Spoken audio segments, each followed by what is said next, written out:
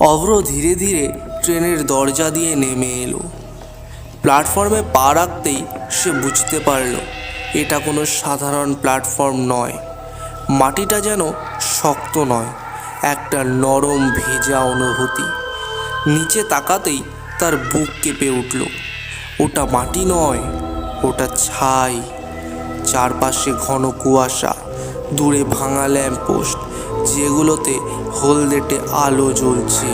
প্ল্যাটফর্মের নাম ফলকটা এবার পরিষ্কার দেখা গেল, মৃতলোক জাংশন। হঠাৎ পেছনে তাকিয়ে অভ্র দেখল ট্রেনটা নেই। এক মুহূর্তেই যেন অদৃশ্য। সে একা, এবার পুরোপুরি একা। কুয়াশার মধ্যে হাঁটতে হাঁটতে অভ্র হঠাৎ একটি শব্দ পেল, ফিস ফিস কান্না, চাপা গলার চিৎকার। বাঁচাও, আমাকে ফিরিয়ে দাও, আমি মরতে চাইনি। শব্দগুলো চারদিক থেকে আসছে। অভ্র কাঁপতে কাঁপতে এগোতে লাগলো। হঠাৎ তার সামনে একদল মানুষ দেখা গেল। তারা সবাই ফ্যাকাশে, চোখগুলো শূন্য।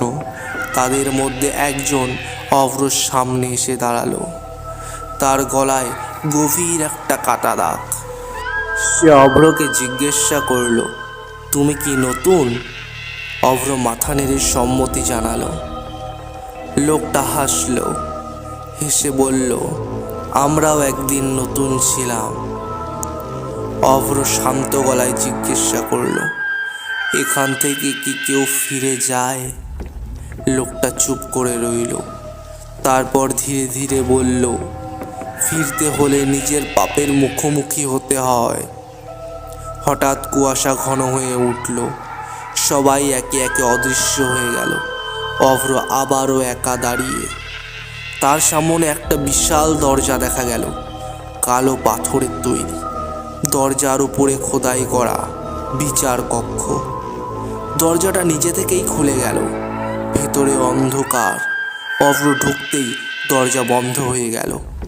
হঠাৎ চারপাশে আগুনের মতো লাল আলো জ্বলে উঠল, আর সেই আলোয় দেখা গেল একটা বিশাল ছায়া। মানুষ নয়, আবার পুরোপুরি কিছু অন্যরকম। তার কণ্ঠ গভীর, ভারী। অভ্র, তুমি কি প্রস্তুত সত্যের মুখোমুখি হতে? হঠাৎ অভ্রর সামনের দৃশ্য বদলে গেল। সে আবার সেই রাতে ফিরে গেল।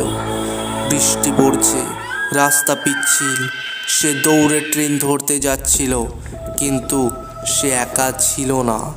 তার পাশে আরেকজন ছিল, তার বন্ধু রুদ্র।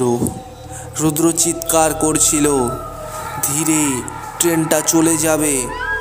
অভ্র তখন তাড়াহুড়োয়। হঠাৎ রুদ্র পা পিছলে পড়ে গেল লাইনের দিকে। এক সেকেন্ডের জন্য অভ্র তাকে বাঁচাতে পারত, কিন্তু সে থামেনি। সে নিজেকে বাঁচাতে দৌড়ে উঠেছিল ট্রেনে, আর রুদ্র ট্রেনের নিচে পড়ে যায়।